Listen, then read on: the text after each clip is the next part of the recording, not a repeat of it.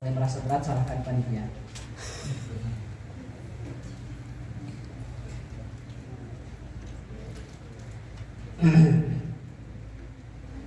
Ya. Setelah kita selesai sedikit mereview kitab Minhaj al-Usul, selanjutnya kita ingin mereview kitab Minhaj at-Talibin. Julukan dua kitab ini biasanya adalah duo minhaj, al-minhajain. Al-minhajain. Dulu banyak masyayikh yang berpesan tulab syariah minimal kalau pulang ke tanah air masing-masing, maka dia harus membawa dua minhaj. Alaihi an yahdima al-minhajain. Dia harus menelan dua minhaj. Minhaj yang pertama maksudnya minhajul usul ila ilmi usul. Yang kedua adalah minhaj at-talibin. An-Nawawi. Khususnya teman-teman yang masih tingkat 1 ya, pegang baik-baik nasihat itu ya. Dua minhaj ini adalah dua kitab yang sangat kathirun nafa', yang mana dengan teman-teman nanti memegang dua kitab ini baik-baik, teman-teman akan menyiapkan diri untuk menelan dua kitab ini. Tadi kita sampaikan misalnya untuk memahami, menelan, mengunyah sampai lembut kitab Minhajul Usul, misalnya butuh ilmu mantik. Maka teman-teman mau tidak mau akan belajar ilmu mantik. Karena di syariah nggak ada ilmu mantik, maka ikuti talaki, ikuti tempat kajian daurah ilmu mantik. Misalnya. Ternyata untuk sampai kepada Minhajul Usul perlu kiranya untuk mendahuluinya dengan matan al-waraqat misalnya, paling tidak untuk mengenal mustalahat dulu. Nah, maka mau tidak mau teman-teman akan memantaskan diri, sehingga mau nggak mau teman-teman akan mencari kajian al-waraqat dan begitu seterusnya. Ternyata untuk memahami kitab-kitab itu saya harus kuat ilmu nahwu dan sorofnya misalnya. Maka mau tidak mau saya akan memperkuat ilmu nahwu dan sorof.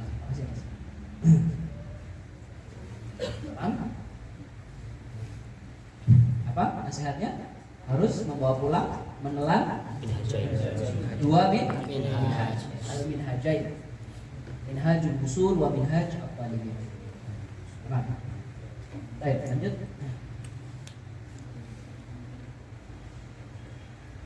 Oke, sama kayak tadi ya, kita ingin sedikit kenalan dengan tasalsul atau silsilah kutub asy-Syafi'iyah.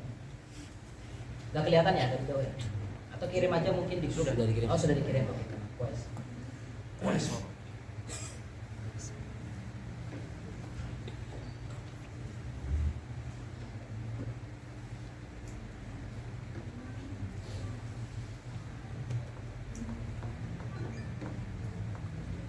Saya nggak akan menjelaskan semuanya, tapi mari kita sedikit menyebutkan beberapa kitab yang terkenal atau beberapa kitab yang sekiranya kita nggak boleh asing terhadap kitab itu. Baik, ini kita akan mengawali satu. Perhatikan ya, di sini kotaknya berbeda-beda. Kalau kotaknya tebal, ini menandakan bahwa itu adalah kitab induk. Oke, adalah kitab induk. Yang mana dari kitab itu nanti akan muncul beberapa kitab-kitab yang lain. Kalau kotaknya satu berada di bawahnya, berarti dia adalah ringkasan dari yang di atasnya. Kalau kotaknya double 2, berarti dia adalah syarah dari kitab yang di atasnya. Paham? Kayak misalnya ini, kitab Al-Buwaiti, kemudian kitab Al-Imla, Mukhtasar Muzani dan Al-Um, yaitu kotaknya tebal, menunjukkan bahwa itu adalah kitab induk. Paham? Yang mana nanti Imam Asy-Syafi'i kitab yang beliau tulis langsung dinamakan dengan kitab Al-Um. Adapun sisanya Mukhtasar Muzani, Al-Imla, Al-Buwaiti itu adalah kitab yang ditulis sebenarnya oleh murid-muridnya.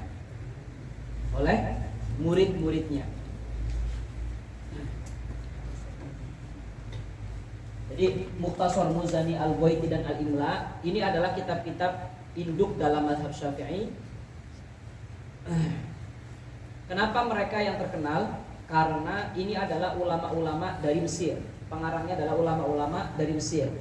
Yang mana kita tahu dalam sejarah Imam Syafi'i bahwa setelah Imam Syafi'i pindah ke Mesir, banyak sekali pendapat-pendapat beliau yang dulu beliau katakan di Irak, kemudian beliau anulir saat beliau sampai di Mesir. Nah, sehingga murid-murid beliau yang ada di Mesir itulah yang memiliki jasa sangat besar menghidupkan pendapat-pendapat yang baru dari Imam Syafi'i. Pendapat baru itu dinamakan dengan Qaul Jadid. Sedangkan saat di Irak, ya, pendapat Imam Syafi'i yang kemudian disampaikan dan ditulis oleh murid-murid Imam Syafi'i di Irak, seperti Imam Ahmad bin Hanbal, itu muridnya Imam Syafi'i, seperti Az-Za'farani, muridnya Imam Syafi'i di Irak, seperti Abu Thawr, muridnya Imam Syafi'i di Irak, itu mereka tidak terlalu terkenal di dalam literasi madhab Syafi'i. Sekalipun mereka adalah murid-murid senior dan murid-murid bahkan lebih dahulu, ya, lebih dahulu daripada Imam Muzani, Al-Buaiti, Rabi Al-Muradi, Rabi Al-Bizi, itu lebih dahulu dari mereka. Itu karena pendapat yang qadim yang ada di Irak itu tidak dipakai di dalam literasi atau di dalam madhab Syafi'i, dan bahkan tidak boleh difatwakan kecuali dalam 19 masalah yang sudah ditulis oleh banyak ulama juga. Jadi tidak terkenal. Imam Ahmad bin Hanbal sebagai murid Imam Syafi'i tidak dikenal. Padahal Imam Ahmad adalah imam ulama yang paling fanatik terhadap Imam Syafi'i. Paling fanatik Imam Ahmad itu. Beliau mengatakan selama 40 tahun selesai setiap selesai sholat saya tidak pernah melupakan untuk mendoakan Imam Syafi'i. Sampai anaknya, putrinya itu sampai heran sama bapaknya. Sehingga sampai sering bertanya-tanya, Imam Syafi'i ini seperti apa sih? Kok bapak saya ngefans sekali sama Imam Syafi'i, fans sekali gitu. Sehingga suatu saat, cerita sedikit biar enggak ini. Suatu saat ada kabar Imam Syafi'i hendak bertamu ke rumahnya Imam Ahmad. Akhirnya apa? Akhirnya putrinya, wah ini nih saatnya saya tahu siapa sosok Syafi'i yang sering diceritakan oleh bapak saya dan sering didoakan oleh bapak saya. Akhirnya saat Imam Syafi'i datang, disambutlah oleh Imam Ahmad, disambutlah oleh putrinya, ya, dan putrinya sering ngintip-ngintip apa yang dilakukan oleh Imam Syafi'i. Mulailah terheran-heran. Saat disuguhi makanan, Imam Syafi'i makannya lahap dan banyak sekali. Kaget kan putrinya, ini sosok yang digemari oleh bapak saya, makannya banyak gitu kan. Kan kesannya kan negatif kan kalau makannya banyak kan gitu. Heran, yang pertama itu seperti itu. Oke, setelah makan, masuklah waktu malam, akhirnya Imam Syafi'i disediakan kamarnya oleh putrinya itu. Akhirnya istirahatlah Imam Syafi'i. Jam 8, jam 9 masuklah Imam Syafi'i ke kamar, lampunya dimatikan. Loh. Jam segini udah tidur aja ya. Bahasa anak mudanya kan begitu. Udah tidur aja jam segini. Ya. Apa yang spesial berarti dari sosok ini kan? Masuk kamar langsung lampunya dimatikan. Kali kedua heran kan si putrinya itu. Masih diawasi, masih dipatengin sama si putrinya itu. Sampai sepertiga malam dilihat. Kok lampunya nggak nyala-nyala? Kok nggak keluar kamar? Ya kan? Dia nggak sholat tahajud. Dia nggak sholat malam. Sampai subuh baru kemudian pagi-pagi baru keluar, ya kan? Udah tidurnya cepat, nggak tahajud lagi kan? Kita banget gitu kan? Seperti saya kayak Imam Syafi'i ini ya, makan banyak, tidur cepat, nggak bangun malam. Akhirnya pagi-paginya saat Imam Ahmad ada di ruang tamu, putrinya ngomong ke sang bapak, ya, apa sosok yang spesial darinya? Saya lihat diceritakan, saya lihat kemarin makan banyak, jadi malam cepat tidur sepertinya. Bahkan tahajud pun saya nggak lihat lampu nyala dan begitu seterusnya. Nah kebetulan Imam Syafi'i dengar dari belakang. Ya, akhirnya Imam Syafi'i nimbrung di ruang tamu bareng mereka bertiga, Imam Ahmad dan putrinya. Akhirnya dijelaskan satu persatu oleh Imam Syafi'i. Adapun saya makan banyak karena saya tahu bapakmu Imam Ahmad adalah termasuk ulama yang paling wara' yang saya kenal. Sehingga pasti makanan yang disuguhkan adalah makanan yang paling halal. Dan makanan yang paling halal ya, sebagaimana makanan yang haram dan syubhat itu bisa membahayakan tubuh, maka makanan yang paling halal justru dia akan membuat tubuh ini semakin baik dan sempurna, bahkan bisa membuat hati semakin bersih.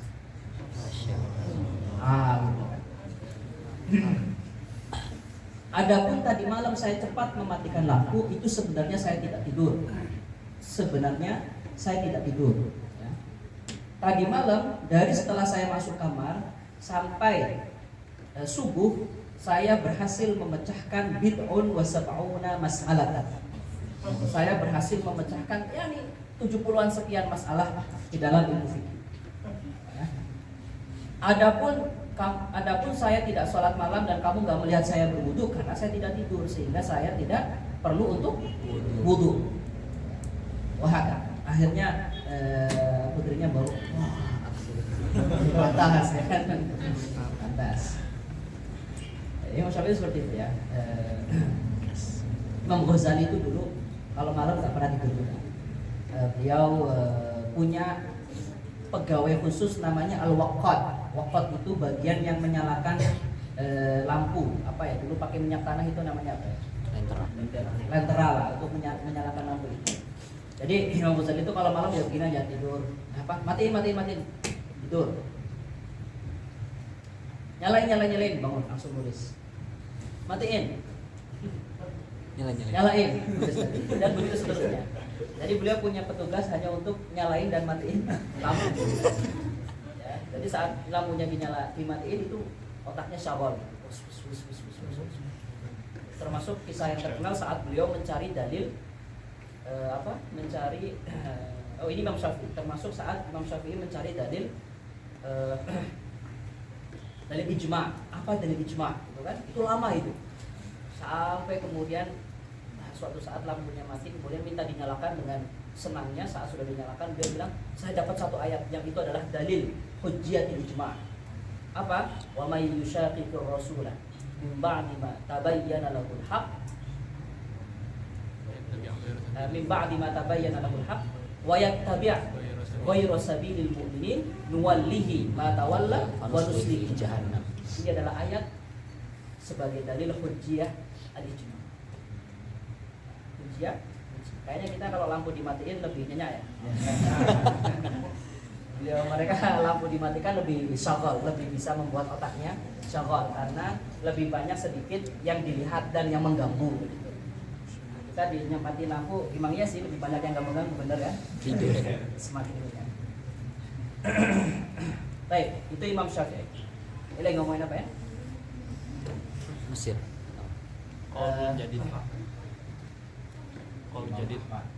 Imam Ahmad. Imam Ahmad itu muridnya Imam Syafi'i yang paling fanatik, tapi dia tidak terlalu kenal di dalam tabaqat Syafi'iyah. Wa kadzalika Abu Thawr, wa kadzalika Az-Za'farani itu enggak terlalu kenal karena memang mereka murid-murid Imam Syafi'i saat di Irak. Sedangkan pendapat-pendapat yang digunakan, pendapat Syafi'i yang digunakan adalah saat beliau di Mesir. Makanya murid-murid yang terkenal lebih kepada murid-murid saat beliau di Mesir, seperti Imam Al-Muzani. Dan juga ada Imam Rabi' Al-Muradi, dan ada Rabi' Al-Gizi, termasuk juga Al-Buwaiti. Ini adalah murid-muridnya Imam Syafi'i. Imam Al-Muzani makamnya juga ada di dekat Imam Waqi'. Imam Waqi' nyebrang sedikit itu ada makamnya Imam Al-Muzani. Itu adalah Imam Al-Muzani. Imam Al-Muzani itu mulazamah terhadap Imam Syafi'i. Selama Imam Syafi'i di Mesir, beliau mulazamah. Apa yang kemudian dikatakan oleh Imam Syafi'i, pendapat-pendapat Imam Syafi'i di majelis oleh beliau dituliskan. Yang kemudian beliau rapihkan, dan saat dirapikan menjadi kitab namanya Mukhtasarul Muzani, Al-Mukhtasar, atau lebih terkenal dengan Mukhtasar Muzani. Yang mana Mukhtasar Muzani ini kemudian dilihatlah oleh Imam Al-Juwaini. Setelah dilihat oleh Imam Al-Juwaini, akhirnya disyarahlah oleh beliau menjadi Nihayatul Matlab fi Dirayatil Madhab.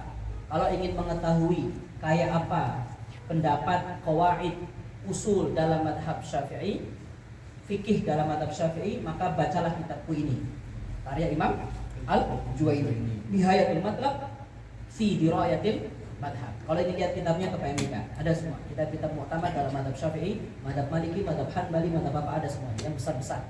Syuruh Mukhtasar Khalil ada semuanya. Ya, madhab Maliki, Mukhtasar Khalil Ibnu Abdul Bar ada semuanya. Dalam madhab Malik, Hanafi ada semuanya. Al-Kasani, Bada'i'us Shana'i' dan lain sebagainya ada semuanya. Kamu datang ke PMIK, kamu akan melihat kitab-kitabnya itu. Minimal melihat kitab-kitabnya. Tamam? Termasuk Nihayatul Matlab fi Dirayatil Madhab itu ada juga di sana. Nihayatul Matlab fi Dirayatil Madhab. Tamam? Itu adalah karangan siapa? Karangan Imam Al-Juwaini. Yang mana Imam Al-Juwaini ini punya murid yaitu Imam Al-Ghazali. Sebagaimana tadi Imam Al-Juwaini memiliki kitab usul namanya apa? Al-Burhan. Imam Ghazali sebagai muridnya akhirnya ikut ngarang kitab usul namanya Al-Mustasfa. Sebagaimana Imam Juwaini dalam fikih mengarang kitab Nihayatul Matlab. Imam Al-Ghazali setelah melihat karangan sang guru akhirnya mencoba untuk mengikhtisar karena kitabnya besar sekali itu. Namanya aja Nihayatul Matlab. Itu kayak Nihayatul Usul secara makna. Nihayatul Matlab fi Dirayatil Madhab. Akhirnya diringkaslah oleh Imam Al-Ghazali di dalam kitabnya Al-Basit. Yang mana Al-Basit ini masih dirasa besar oleh beliau diringkas lagi menjadi Al-Wasit. Yang mana Al-Wasit ini masih dirasa besar oleh beliau diringkas lagi menjadi Al-Wajiz. Jika dicetak maka menjadi satu jilid Al-Wajiz. Yang mana setelah wafat Imam Al-Ghazali datanglah ulama namanya Imam Ar-Rafi'i. Imam Rafi'i wafat, Imam Ghazali wafat pada tahun 505 Hijriah. Imam Ar-Rafi'i wafat pada tahun 623 Hijriah fi riwayat. 623. Ya berarti ya setelah Imam Ghazali wafat, ya Imam Rafi'i hidup setelah itu. Imam Rafi'i memang ulama Tobaqoh di bawahnya pas Imam Ghazali. Itu Imam Rafi'i. Yang mana dalam madhab Syafi'i, ya, saat zamannya Imam Rafi'i ini adalah marhalatut tahriril ula fil madhabis Syafi'i. Nanti akan sedikit kita jelaskan saat memahami ashab. Dengan itu nanti teman-teman akan mudah memahami mustalahat Syafi'i. Imam Rafi'i wafat pada tahun 623 Hijriah. Yang mana 6 sampai 10 tahun kemudian Imam Nawawi lahir. Imam Nawawi lahir fi riwayatin 634 atau 635 Hijriah. Berarti kira-kira sekitar 10 tahun lah setelah Imam Rafi'i wafat, kemudian lahirlah Imam Nawawi. Berarti mana duluan? Imam Rafi'i dulu. Maka dari itu para mutaakhirin punya kaidah kalau ada perbedaan pendapat antara Nawawi dan Rafi'i, maka yang didahulukan mana? An-Nawawi. Kenapa? Karena secara hidup Imam Nawawi hidupnya lebih mutaakhir daripada Imam Rafi'i. Sehingga dikatakan bahwa Imam Nawawi lebih banyak melihat apa yang tidak dilihat oleh Imam Ar-Rafi'i. Sehingga pertimbangan-pertimbangan Imam Nawawi seringkali lebih kuat daripada pertimbangan-pertimbangan Imam Ar-Rafi'i. Setelah Imam Ghazali meringkas menjadi kitab Al-Wajiz, datanglah Imam Rafi'i. Imam Rafi'i kemudian mensyarah kitab Al-Wajiz. Awalnya beliau menamakan syarahnya dengan judul Al-Aziz. Tapi kemudian banyak yang memberikan nasihat namanya kurang pas karena Al-Aziz menyerupai nama Allah. Al-Aziz. Akhirnya kitab ini ditambahkan satu kata di depan Al-Aziz menjadi apa? Fathul Aziz supaya tidak sama dengan Asmaullah. Akhirnya kitab ini menjadi Fathul Aziz. Besar sekali Fathul Aziz karya Imam Ar-Rafi'i. Ada juga di PMIK besar kitabnya. Yang mana isi kitab inilah yang nanti kemudian dihabisi oleh siapa? Imam Al-Isnawi yang tadi sedikit kita singgung di dalam kitabnya Al-Muhimmat. Ada juga di PMIK. Fathul Aziz. Fathul Aziz sangat besar. Datanglah setelah Imam Ar-Rafi'i, datanglah Imam An-Nawawi. Ya. Akhirnya Imam Nawawi meringkas Fathul Aziz dalam kitabnya Raudhatul Talibin. Perhatikan. Silsilah ini nanti akan sangat kalau teman-teman paham silsilah ini nanti akan mudah memahami beberapa mustalahat yang ada di dalam minhaj. Seperti kada fi aslir raudhah. Kada fi aslir raudhah. Kada fi zawaidir raudhah. Apa yang dimaksud dengan aslur raudhah? Apa yang dimaksud dengan zawaidur raudhah? Ya. Saya masuk di sini nanti akan saya jelaskan lagi di belakang, tapi tidak apa-apa saya jelaskan di sini. Imam Nawawi tadi sedikit kita sampaikan.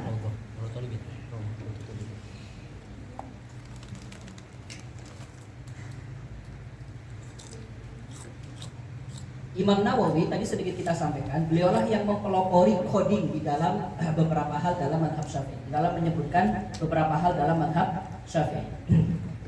Itu beliau mulai khususnya dalam kitab Minhajut Thalibin, dalam kitab Minhaj at-Talibin, yang kemudian diikuti oleh ulama-ulama setelahnya, mengikuti idiom-idiom dan coding-coding, kode-kode yang dilakukan oleh Imam An-Nawawi. Tadi kita sampai mana? Raudhatul Talibin. Ar-Raudhah.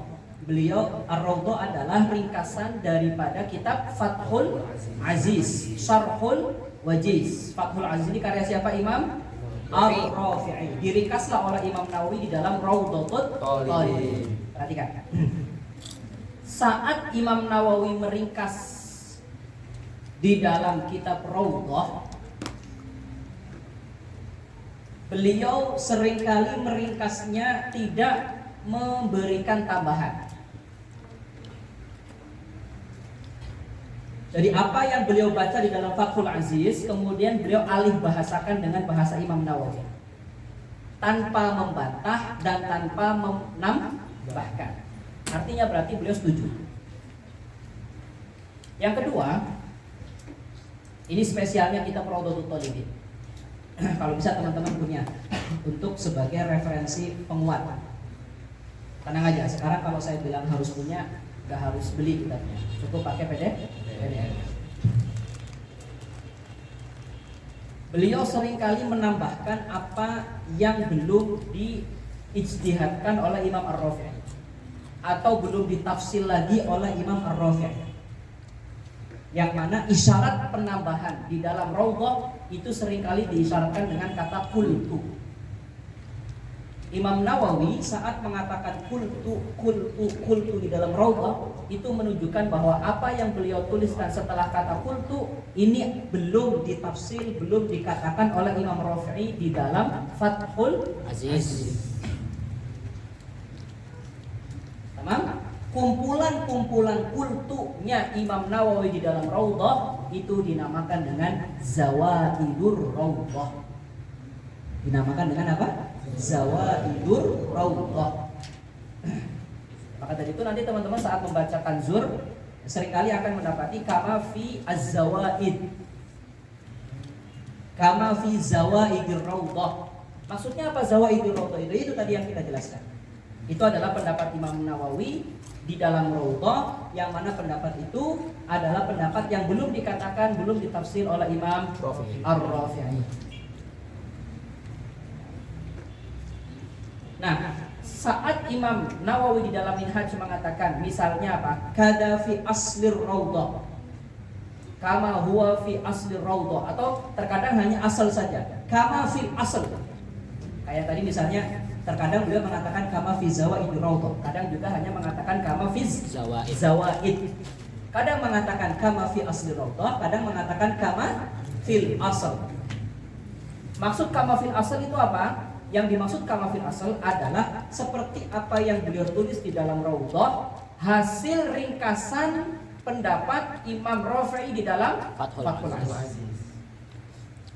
Jadi kita sampaikan di dalam Raudhah isinya imma hanya hasil talfisan beliau terhadap apa yang dituliskan oleh Imam Ar-Rafi'i, terkadang juga ada tambahan. Kalau itu adalah hasil ringkasan saja tanpa ada tambahan pendapat, maka itu dinamakan dengan aslur Raudhah namanya. Kalau dikatakan kama warada fil asl, berarti yang itu tuh maksudnya. Pendapat Imam Nawawi di dalam Ar-Raudhah, yang mana itu hasil ringkasan dari pendapat Imam Ar-Rafi'i di dalam Fathul Aziz. Mafhum? Nah, ada satu iskal yang sering muncul. Ustadz, kalau kodenya hanya kama fir Raudhah misalnya, tidak disampaikan asal, wala juga tidak disampaikan zawaid, maka bagaimana? Itu sebenarnya ada dua kemungkinan. Bisa yang dimaksud asl, bisa yang dimaksud dengan zawaid, tapi lebih dekat kepada asal. Dari mana? Setelah diukur, setelah dicek oleh para ulama mutaakhirin, setelah dicek saat Imam Nawawi menuliskan di dalam Minhaj kama fi Raudhah tidak mengatakan asal dan tidak mengatakan Zawaid ternyata setelah dicek dibandingkan dengan raudhah, ternyata saat beliau mengatakan kama fi raudhah, itu yang dimaksud adalah bukan yang zawaid melainkan yang hasil ringkasan. Jadi saat indama atlaq ar-raudhah tidak mengkoiti dengan asal atau zawaid, maka itu lebih dekat kepada apa? Asal. Berarti itu hasil ringkasan. Mafhum?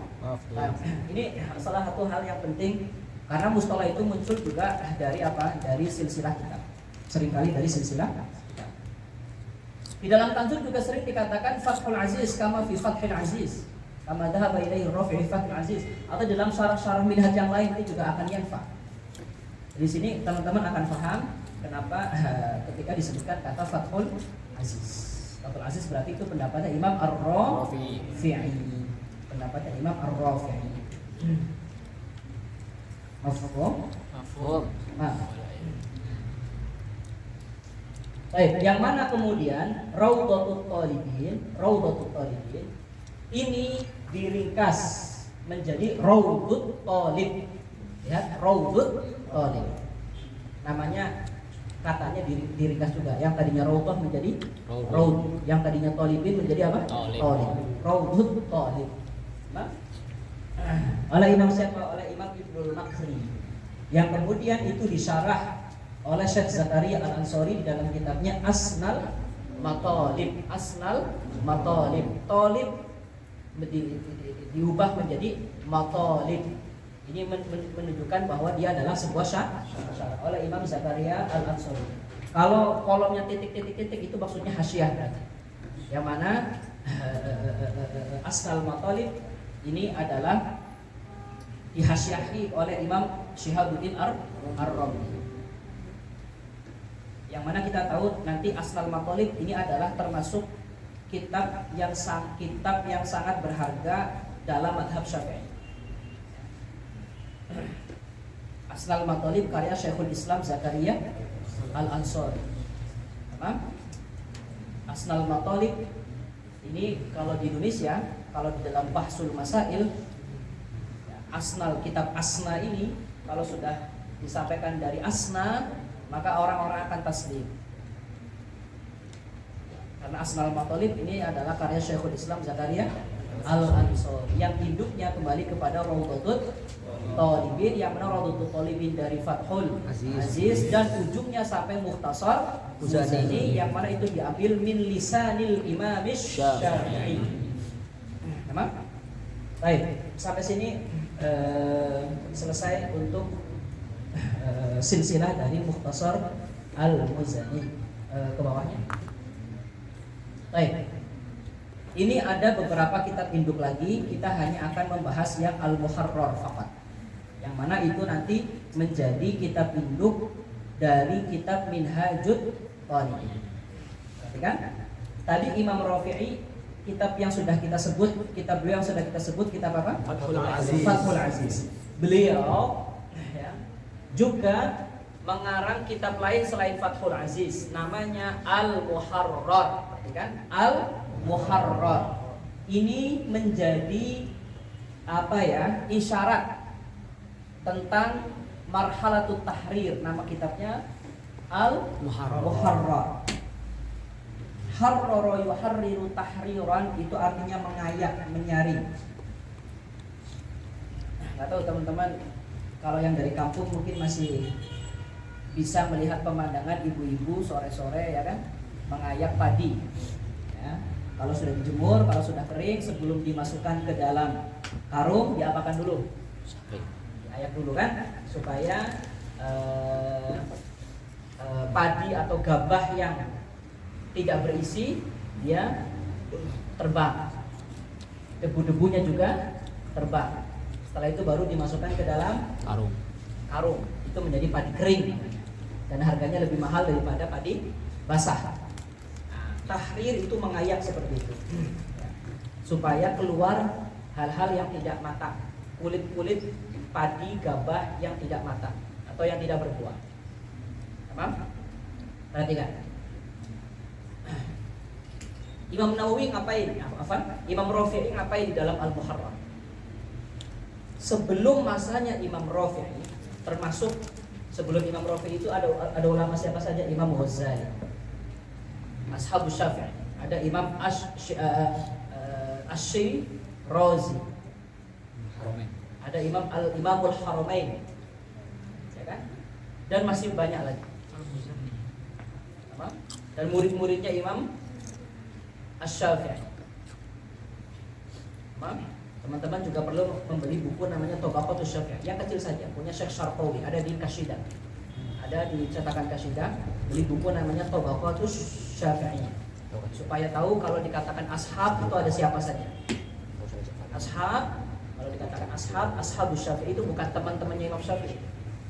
Bukan teman tongkrongannya Imam Syafi'i, bukan. Jadi ashab di sini punya mafhum khas. Ashab adalah ulama-ulama yang datang setelah Imam Syafi'i dan menggali hukum sesuai dengan kaidah yang telah diletakkan oleh Imam Syafi'i. Mereka lah yang dinamakan dengan ashab. Ya. Yang mana pendapat ashab itu tidak sah untuk dikatakan sebagai pendapatnya Imam Syafi'i. Perhatikan. Mereka beristihad sesuai dengan kaidah yang telah diletakkan oleh Imam Syafi'i. Sampailah kepada hasil ijtihad. Hasil ijtihadnya ini nggak boleh dikatakan sebagai perkataan Imam Nawawi. Sekalipun metode yang digali, metode yang digunakan adalah metodenya Imam Syafi'i. Nggak boleh dinisbatkan kepada Imam Syafi'i. Makanya nanti Imam Nawawi membedakan antara hasil ijtihad Imam Syafi'i yang memang langsung Imam Syafi'i yang berijtihad dengan hasil ijtihadnya ashab, yang mana mereka beristihad menggunakan kaidah pakem yang digunakan oleh Imam Syafi'i. Jelas? Hasil ijtihad Imam Syafi'i nanti dinamakan dengan al-qaul, al-aqwal. Itu salah satu coding yang digunakan oleh Imam An-Nawawi. Sedangkan hasil ijtihadnya ashab dinamakan dengan apa? Al-wajh atau al-aujuh atau al-wujuh jamaknya. Kenapa harus dibedakan? Karena Imam Nawawi, dan itu adalah pendapat yang kuat, mengatakan bahwa pendapatnya ashab bukan pendapatnya Imam Syafi'i. Sekalipun ashab beristihad menggunakan kaidahnya Imam Syafi'i, tapi hasil istihadnya nggak boleh dinisbatkan kepada Imam Syafi'i. Maka dari itu dibedakanlah, dibuatlah kode khusus. Kalau itu adalah pendapatnya ashab, maka saya akan mengatakan wajh, aujuh. Kalau memang itu pendapatnya Imam Syafi'i langsung, saya akan mengatakan dengan al-qaul atau al-aqwal atau al-qaulain. Mafhum? Itu salah satu latar belakang kenapa pendapat ashab dibedakan dengan pendapat Syafi'i. Sekalipun metodenya sama, metodologi dalam beristihadnya sama. Nah, perhatikan. Ashab itu dari kapan mulainya? Ashab itu dari zaman Imam Syafi'i wafat sampai sebelum datang Imam Rafi'i. Imam Syarazi termasuk ashab, Imam Ghazali ashab, Imam Haramain ashab, dan top ulama Syafi'i yang ada di Tabaqah itu juga apa? Ashab. Yang mana mereka beristihad sesuai dengan qawaid madhab Asy-Syafi'i, qawaid yang telah diletakkan oleh Imam Asy-Syafi'i. Yang mana ashab itu banyak. Perhatikan. Imam Syafi'i saja dalam satu kasus yang sama, seringkali beliau menyampaikan pendapat yang berbeda. Perhatikan, dalam satu kasus sumbernya sama, yaitu Imam Syafi'i. Sumbernya sama. Itu terkadang dalam satu keadaan jawaban Imam Syafi'i A, di keadaan lain jawaban Imam Syafi'i B. Dalam keadaan yang lain jawaban Imam Syafi'i C. Kasusnya sama loh. Bisa jadi dalam satu waktu bahkan dia mengatakan dua pendapat. Karena yang bertanya berbeda, tapi kasusnya sama. Nah, perhatikan. Sebenarnya sejatinya tidak ada satupun kasus yang sama di dalam fikih. Sejatinya tidak ada satu kasus pun yang sama di dalam fikih. Karena fikih itu adalah af'alul mukallafin, pekerjaan seorang mukallaf. Ini kalau kita ingin lebih dalam lagi ya, pekerjaan seorang mukallaf, ya kan? Yang mana mukallaf 1 dan mukallaf 2 beda nggak pastinya? Beda. Sekalipun kasusnya sama, tapi sejatinya berbeda. Kenapa? Karena kasus yang dialami oleh A pasti karena A dan B ini berbeda, sehingga karena mereka berbeda akan berpengaruh kepada kasus yang dohirnya sama sebenarnya berbeda. Bingung ya?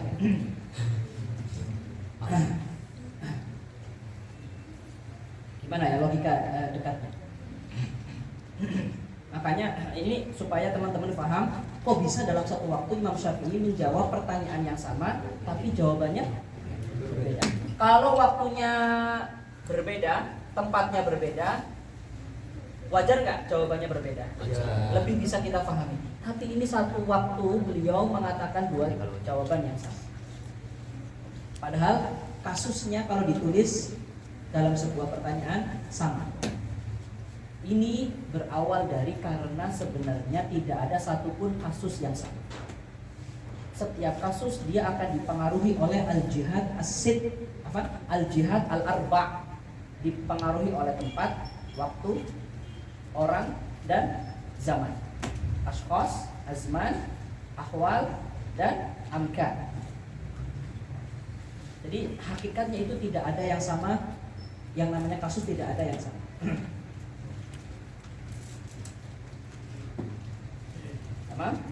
Itu kenapa kok kemudian Imam Syafi'i bisa mengatakan dua pendapat yang berbeda dalam satu waktu. Oke, perhatikan. Imam Syafi'i berapa orang? Satu orang.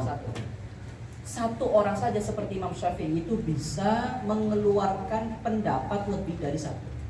Bisa sampai salah satu aqwal. Apalagi pendapat ashab, yang mana ashab itu banyak sekali. Berarti kan nggak cuma banyak tapi apa? Banyak sekali. Sifat mubalaghah itu. Indal jawiyin kemana? Ya, kalau enak ya. Tapi kalau sudah enak, apalagi W-nya double terus kan? Nah, itu mubalaghah awi. Jadi banyak sekali. Banyak sekali. Sehingga konsekuensi logisnya apa? Pendapat ashab dalam satu kasus itu bisa sampai 10, bahkan bisa sampai belasan. Padahal menggunakan metode yang sama, tapi hasilnya tetap berbeda. Apalagi orang yang menggunakan metodenya berbeda. Apalagi dalilnya dhanniyat. Wah, sehingga pendapat ashab itu banyak sekali. Makanya kitab-kitab di zaman Imam Ghazali kayak Nihayatul Matlab itu besar sekali. Karena bisa dibayangkan satu permasalahan saja itu isinya itu sekian banyak pendapat dengan dalilnya masing-masing. Sekarang kalau saya tanya kepada kalian, misalnya ada orang awam atau ada orang thalib yang baru belajar mazhab Syafi'i, yang mana tujuan belajar fikih adalah untuk diamalkan. Jadi al-fiqhu yuta'allam liyu'mal. Beda kalau usul fikih atau ilmu kalam. Yu'lam liyu'lam, liyuta'allam liyu'lam. Belajar tapi untuk yu'lam, untuk dia ini. Tapi kalau ilmu fikih yuta'allam dipelajari untuk yu'mal, untuk dilaksanakan. Itu tujuan akhir daripada fikih. Bayangkan kalau ada thalib shaghir atau orang awam hendak ingin beribadah alal madhabis Syafi'i. Kemudian tiba-tiba disuguhkan dengan Nihayatul Matlab. Ya, tiba-tiba disuguhkan dengan Al-Muhadzab Lisyairazi. Tiba-tiba disuguhkan dengan apa? Fathul Aziz, disuguhkan dengan yang lain. Kitab-kitab ashab yang lain. Yang isinya adalah menyampaikan pendapat-pendapat ashab. Esensi fikihnya tidak akan mungkin terasa. Tambah bingung mereka. Malah akan apa ini? Apalagi kalau orang awam. Termasuk perhatikan, para fuqahanya pun dari kalangan ashab, saat mereka memfatwakan itu bingung mau pakai yang mana. Karena memang mereka fokusnya pada waktu itu hanya menukilkan madhab.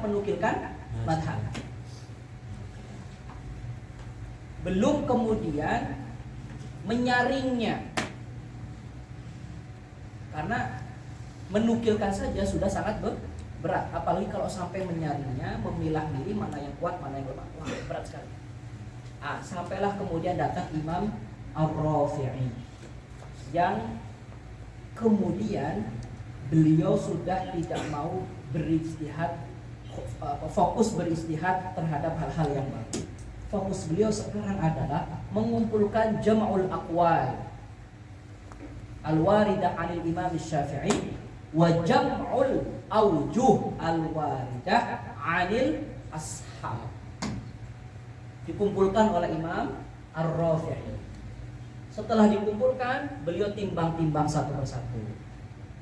Dalilnya ini lebih lemah, oh enggak, ini yang lebih kuat. Kelas ini ada 3 pendapat. Pendapat ini dalilnya fulan, ini dalilnya fulan. Sebentar, ini dalilnya bermasalah. Sebentar, ini dalilnya dhaif.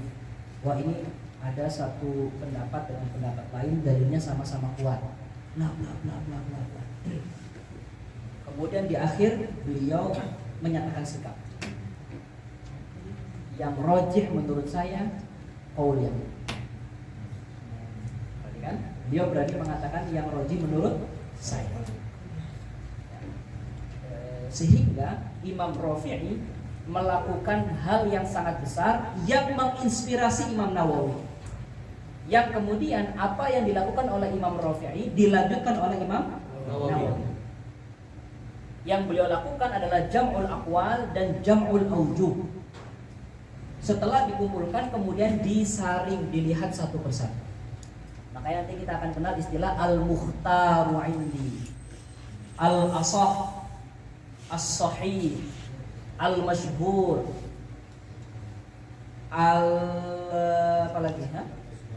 al-azhar, al-asah, wahakadha. Itu semuanya adalah kode-kode, istilah-istilah yang digunakan oleh Imam Nawawi setelah beliau menyaring sekian banyak pendapat. Susah nggak itu? Susah. Karena yang beliau kumpulkan itu banyak sekali dan beliau harus ngerti dalil masing-masing pendapat. Setelah itu beliau akan menimbang mana yang lebih kuat dan mana yang tidak. Jadi marhalatul tahrir ini termasuk marhalah yang sangat penting dalam madhab kita. Tanpa Imam Nawawi, kita juga mungkin sekarang bingung mau mengamalkan pakai yang mana. Sekarang berkat Imam Nawawi, kita mau mensolatkan jenazah gampang. Misalnya mayatnya laki-laki, kalau kita mau sholat jenazah di mana lokasinya? Masalah sederhananya dulu deh. Ulama itu dulu sampai berdebat. Kalau sholat, imam saat sholat jenazah lokasinya di depan mayit apa di belakang mayit? Itu perdebatan awalnya di situ. Ada ashab yang mengatakan di depan, sama juga imam. Masa imam lokasinya di belakang mayit? Imam. Berarti imam itu harus di depan mayit. Ada yang mengatakan lah, kecuali dalam sholat jenazah, lokasi imam harus di belakang mayit. Imamnya mayitnya yang di depan. Ya kan? Ya, akhirnya dilihatlah, ditimbang itu oleh Imam An-Nawawi lah. Yang kuat, yang mukhtar adalah apa? Adalah sholat jenazah imam lokasinya di belakang mayit sampai sekarang. Ya kan? Dimanapun sekarang orang sholat, imam ada di mana sholat mayit? Di belakang. Itu termasuk jasa Imam Nawawi. Kita dikeluarkan dari belenggu perbedaan. Dikeluarkan dari belenggu perbedaan. Ini masih ada baca nanti kalau teman-teman baca Kazur atau syarah dari minhaj yang lain. Masih ada ashab yang mengatakan lokasi imam ada di depan mayit. Dalilnya sederhana loh, kan dia apa? Imam. Masa imam lokasinya tidak, posisinya di belakang. Nah, seperti itu. Nah, ini satu masalah dan yang dilakukan oleh Imam Nawawi di dalam kitab Minhajut Thalibin alaful masail. Banyak sekali yang beliau lakukan di dalam kitab ini. Sehingga sekali lagi ini adalah marhalatul tahrir yang sangat luar biasa. Maka dari itu kitab Minhaj ini menjadi kitab, barangkali ini menjadi salah satu sir kenapa Al-Azhar menjadikan fikih yang dikaji atau kitab fikih yang dijadikan muqarrar dari tingkat 1 sampai tingkat 4 di dalam fikih adalah Minhajut Thalibin. Teman-teman harus mengetahui keagungan kitab ini. dan apa yang dilakukan oleh Imam Nawawi di dalamnya, sehingga akan menyiapkan hati ketika membaca kitab ini. Sulit, ya sulit, namanya juga berharga, namanya juga kitab besar, sulit. Tapi minimal dengan kita mengetahui psikis kitab ini, kita akan menyiapkan hati, dan akan lebih semangat lagi sekalipun sulit. Sesulit-sulitnya kamu menghadapi kitab Minhaj, nggak akan itu nggak ada apa-apanya dengan kesulitan yang dilakukan oleh Imam Nawawi yang mengarangkannya. Nggak ada apa-apanya, nggak ada apa-apa. Sama, suruh memahami mustalahat aja kadang malas-malasan kan? Imam Nawawi membuat mustalah, memikirkan bagaimana cara saya membedakan ini perkataan Imam Syafi'i, ini perkataan ashab. Beliau pikirkan, kita tinggal nerima hidangan dua kadang malas-malasan. Baik, ala kulli hal, itu yang beliau lakukan di dalam yang dilakukan oleh Imam Rafi'i di dalam kitabnya Al-Muharrar. Makanya dinamakan Al-Muharrar karena isinya adalah tahrir. Dan itu yang dimaksud dengan tahrir. Ini adalah marhalatut tahrir al-ula dalam madhab Syafi'i. Nanti marhalatut tahrir as-saniyah itu pada abad ke-10 di zaman Imam Ibnu Hajar Al-Haytami dan Imam Ar-Ramli, Imam Ibnu Hajar dan Imam Ar-Ramli. Baik, ala kulli hal itu Al-Muharrar. Yang kemudian Al-Muharrar itu diringkaslah oleh Imam An-Nawawi. Lihat dalam kitabnya Minhajut Talibin. Imam Nawawi itu melanjutkan apa yang dilakukan oleh Imam Ar-Rafi'i. Karena Imam Ar-Rafi'i saat mentahrir itu belum banyak karena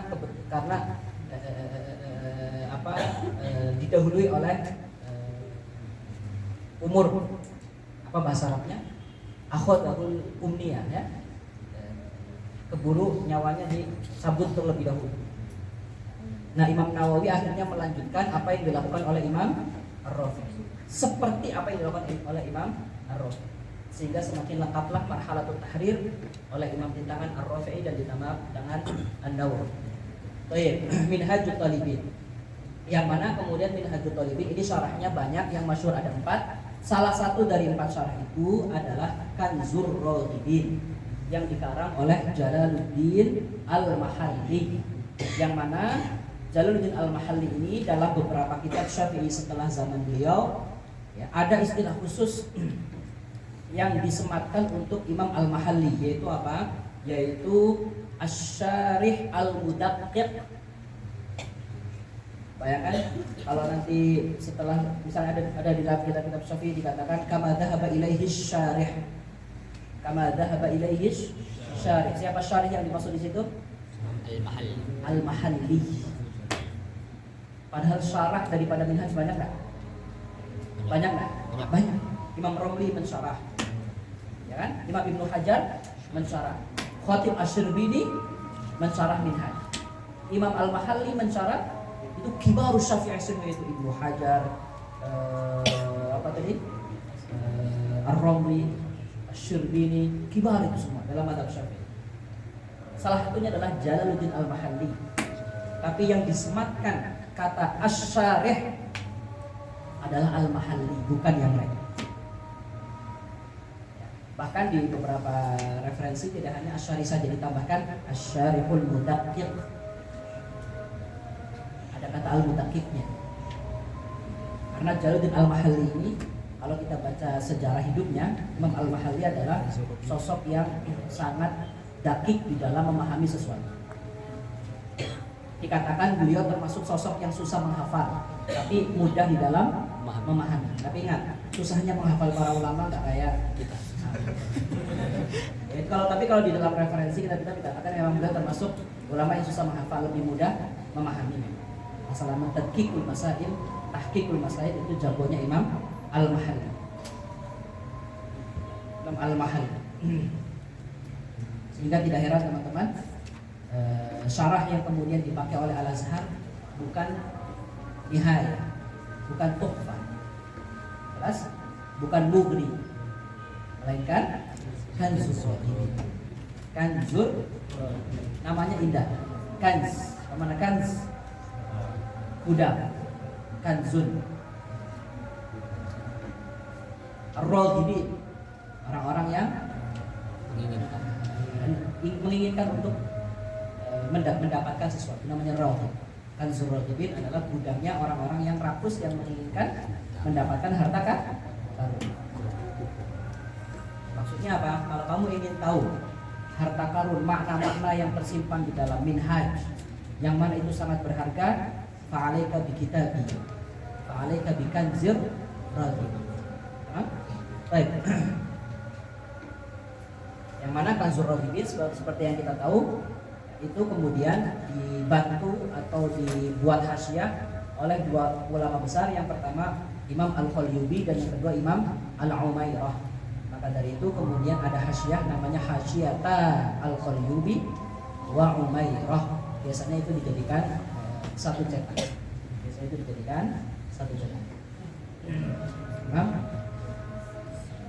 Ya, barangkali itu sedikit tentang silsilah kitab Minhajut Thalibin dan syarahnya Kanzur.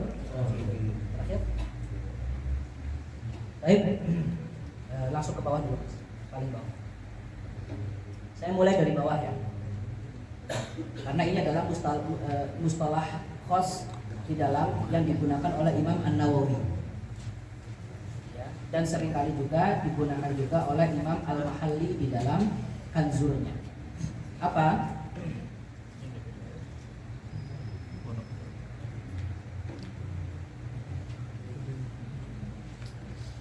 Perhatikan. Tapi saya kira beberapa mustalah ini sudah akrab dengan teman-teman, karena ini adalah mustalah-mustalah yang diajarkan di Qawaid Bahas Fikih Syafi'i di tingkat 1 syariah. Ya, tapi nggak apa-apa, kita murajaah supaya lebih matang lagi. Yang pertama nas.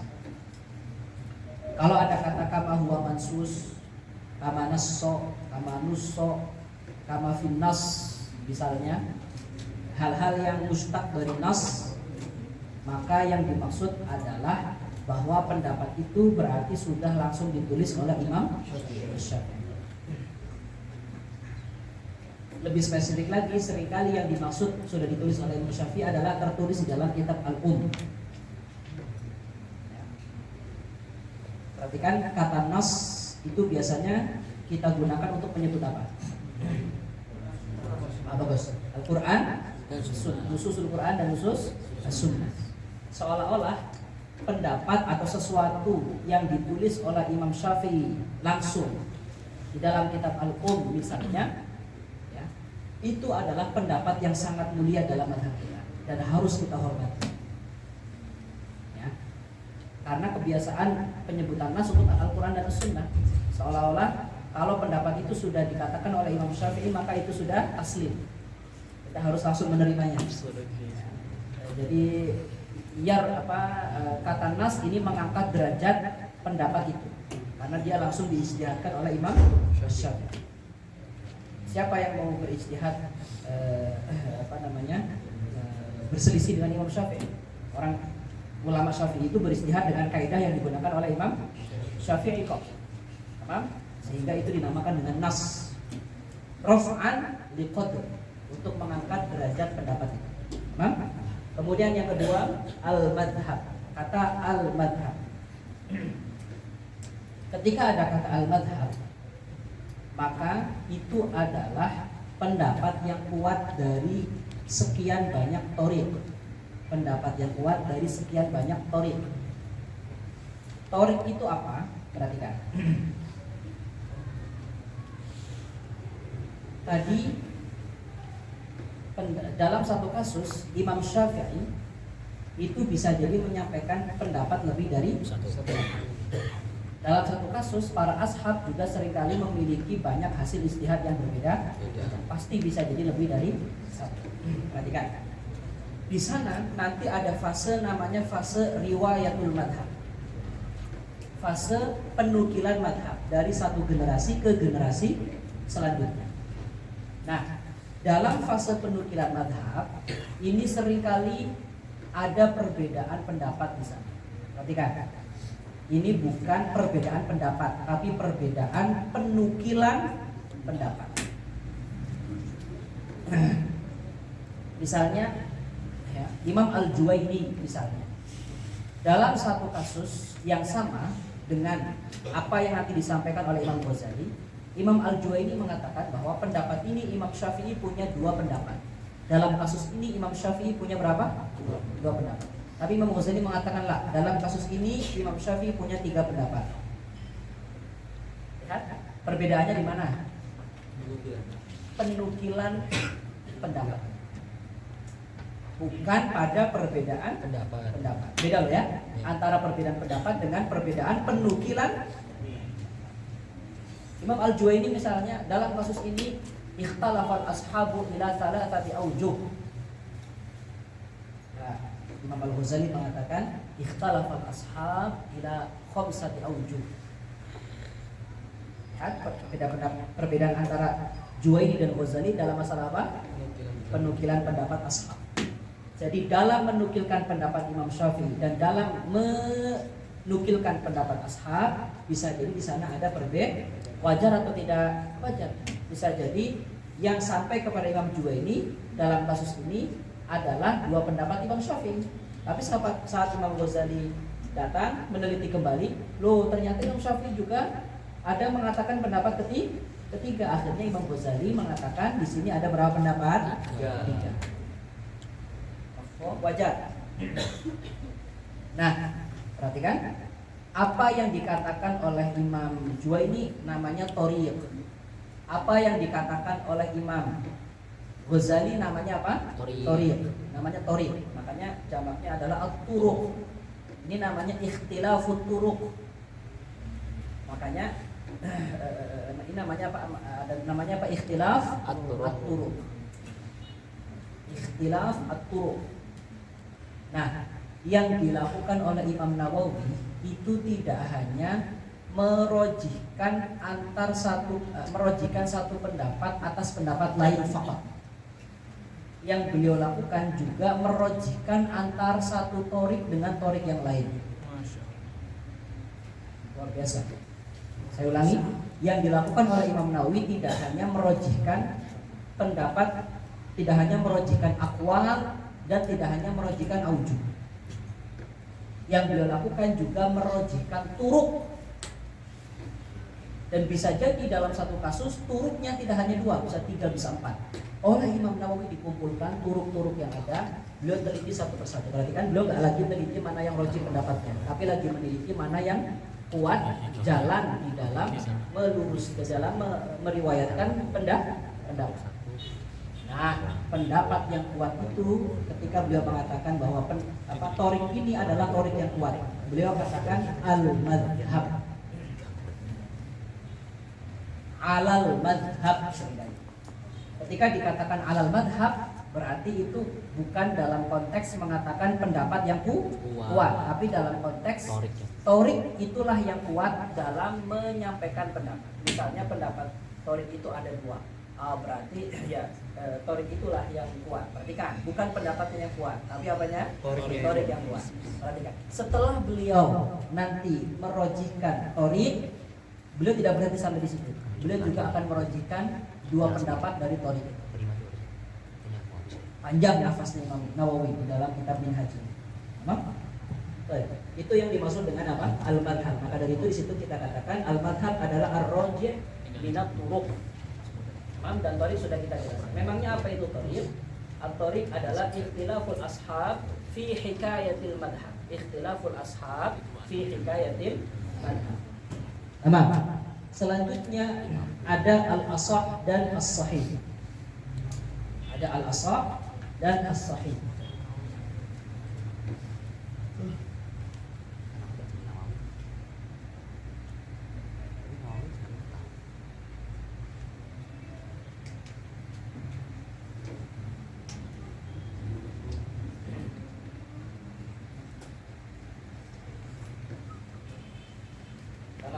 Saya kira ini gampang ya. Yang pertama sebelum ke asah dan sahih dan adhar dan masyhur, mari kita jelaskan terlebih dahulu.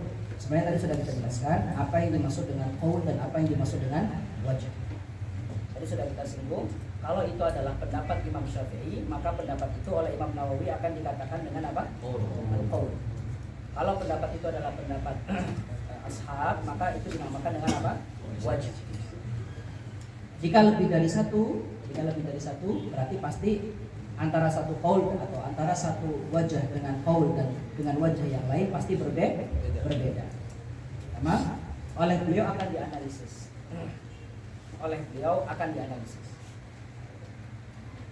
Kalau perbedaan antar satu qaul itu adalah perbedaan yang crashnya itu kuat, crash kuat itu masing-masing dalil setelah dilihat ternyata sama-sama kuat, mudraknya kuat, nggak sama-sama kuat, tapi maksudnya sama-sama bisa dipertimbangkan satu dengan yang lain. Kalau itu adalah qaul, maka beliau akan mengatakan al-azhar. Berarti kan ini adalah apa? Al-qaul. Pendapat yang kuat akan beliau katakan dengan apa kata? Al-azhar. Al-azhar. Kalau itu adalah khilaf itu lemah, maka pendapat yang kuat beliau akan katakan dengan apa? Al-masyhur. Jadi kan itu kalau dalam konteks aqwal. Kalau dalam konteks aujuh juga akan beliau analisis. Ketika khilafnya itu kuat, artinya mudroknya sama-sama setelah dipertimbangkan fihi nazar, maka pendapat yang kuat di antara sekian banyak aujuh, saat khilafnya kuat, beliau akan menyebutnya dengan kata al-asah. Saat khilafnya itu lemah di antara satu wajah dengan wajah yang lain, beliau akan ungkapkan dengan kata as-sahih. Dengan kata as-sahih.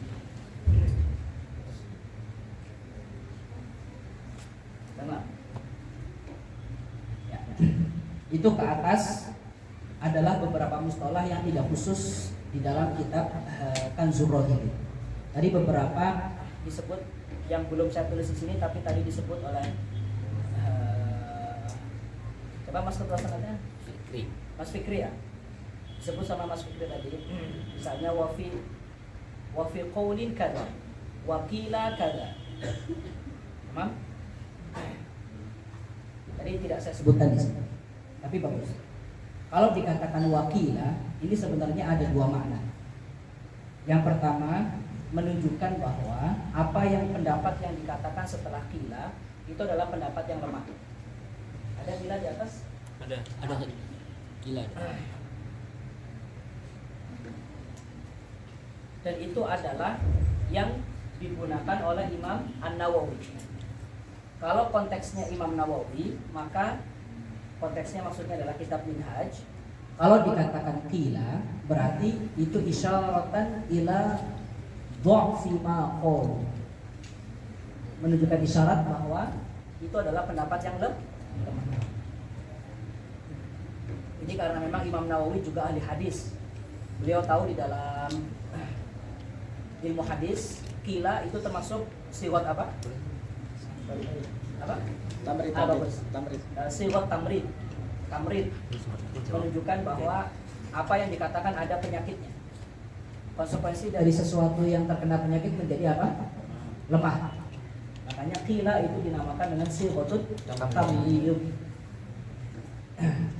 Itu adalah pendapatnya Imam Nawawi. Kalau mengatakan kila isyaratan ila dha'fi ma qaul.